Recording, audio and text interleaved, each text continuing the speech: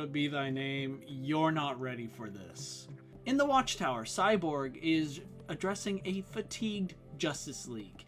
It's been 10 days since the Titans appeared.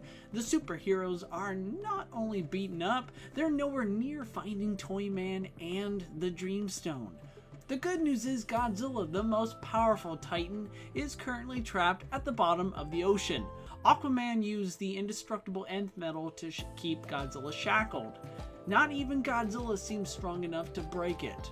But the bad news keeps getting worse. Titanus' Behemoth, Tiamat, and Scylla are making a beeline for Metropolis. And let's face it, Metropolis at this point, it's starting to, know what it's like to be Tokyo in the Godzilla series, if you know what I mean. Unfortunately, Kong, once thought to be a potential ally, is missing in action. Even worse, Superman doesn't seem to be making a full recovery. Until Lois Lane wakes up and finds the Man of Steel. He's missing. Great Caesar's ghost. See, I think Batman did something leading up to this. It literally just happens right before Lois finds out Superman is gone. And so hopefully we'll find out soon if he gave Superman something to, somehow manage to find a way to revive him. The Legion of Doom is preparing to meet up with Lex Luthor. Luthor is now fully in command of the Apex Titan MechaGodzilla.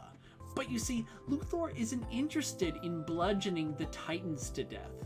No, see, on the contrary, Luthor wants them to bow to him as their new alpha. And then it happens. Right as Luthor's MechaGodzilla has the Titans under his control and they're gonna get ready to, just absolutely destroy the place, Batman shows up in his own giant robot. The Batmech is here.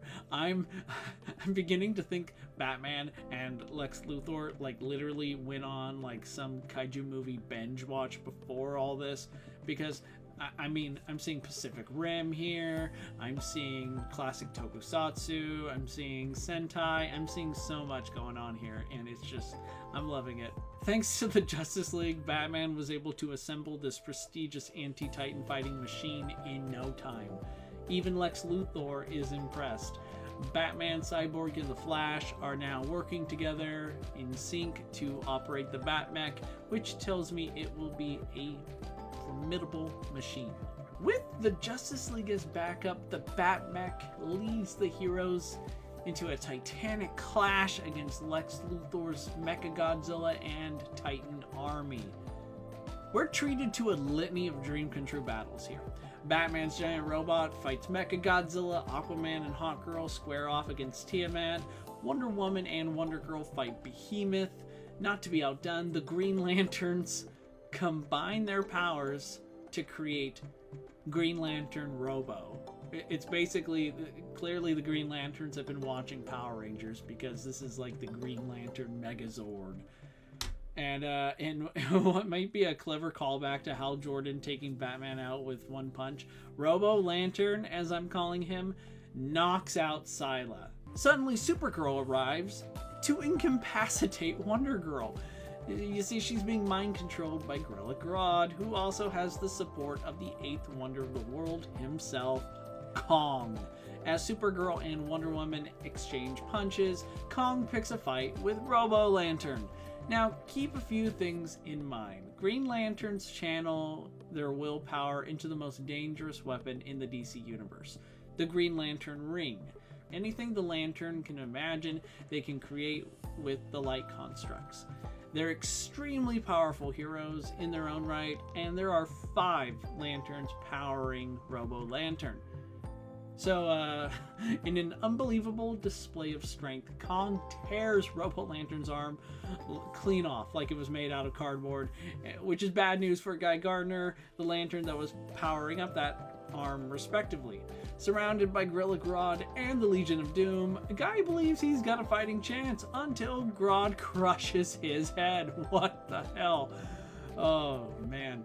Distracted by the sudden death of one of their own, the Green Lanterns are quickly overpowered by Kong. But before they too have their heads crushed, Aquaman leads a team of superheroes against Grodd and the Legion of Doom. Meanwhile, Batmech and MechaGodzilla are throwing down. They seem to be evenly matched until Kong jumps in and gives Batmech a big ol' ape hug. It's 2-on-1 and things aren't looking good for Batman's giant robot. Beast Boy hates those odds, you know, he thinks 2-on-1, that's just never okay. So what does he do? He turns into a giant Kong. Beast Boy, for those of you who don't know, Beast Boy is basically the embodiment of the animal kingdom. He can shapeshift into any animal, and I guess that means animals off-world from different, not just on different planets, but from parallel universes. So he can turn into Titans too. But you see, Beast Boy's time as Kong is short-lived. He's quickly taken down by Supergirl. Clearly, she didn't like seeing her BFF getting beaten up by a green copycat or copy ape. Okay, realizing Gorilla Grodd is using kryptonite to mind control Supergirl, whose allegiance in turn determines Kong's loyalty, the Justice League concentrate on removing that problem, and they do so very quickly. Gorilla Grodd's mind control is removed, and with it taken off the board, Supergirl and Kong switch sides. The timing couldn't be better because Ra's al Ghul's hybrid titan arrives. Let me tell you, it's a supersized, demonic-looking skull crawler. This thing looks terrifying. It looks huge. Like, clearly it's going to dwarf every other titan on the board. This confirms Ra's al Ghul has been dumping dead skull crawlers into the Lazarus pit, combining them into this giant titan Frankenstein. I don't know what it's called. Skull crawler, skull devil, Titan skull. I have no clue what we're going to call this thing, but it's scary, and it's likely going to prove to be the most dangerous Titan there is. Well, until the next comic or the next movie, who knows. And then we arrive at what might be the craziest ending yet. At first, what appears to be a golden comet is seen racing into the ocean. Suddenly, we hear someone say, "Godzilla. We have unfinished business."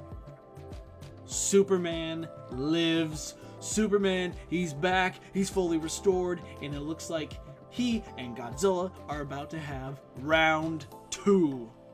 Oh, issue 6 ends on a wild cliffhanger. And the next issue is going to be the finale. I cannot wait. I mean, this issue 6 was a action-packed installment in itself, and it looks like the finale will be even crazier. I'm expecting the writers to no longer pull their punches, right? They're not going to hold back. We're gonna see everything that's still left will be on full display in all its comic book glory. I am all here for it. As far as predictions go, it's hard to imagine the subplot of Toyman and the Dreamstone being wrapped up anytime soon. I kind of feel like they're gonna leave that thread dangling because, let's face it, I think we're getting another Godzilla versus Justice League series. I'm just gonna throw it out there. I think we're gonna get another one.